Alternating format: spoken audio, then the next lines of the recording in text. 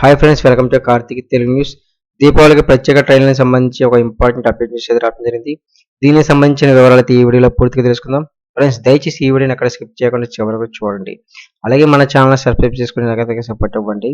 Friends, మన వివరాలకు వెళ్ళిపోతే కనుక దీపావళి చట్ పండుగల కారణంగా ఏర్పడే రద్దీ నేపథ్యంలో పలు ప్రత్యేక ట్రైన్లను నడపాలన్నట్లు దక్షిణ మధ్య రైల్వే తెలిపింది.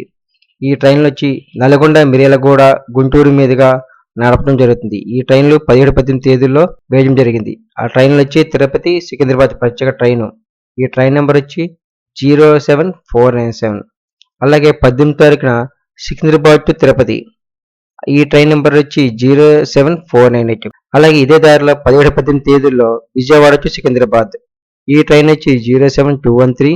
అలాగే Secunderabad to Vijayawada train number వచ్చి 07214.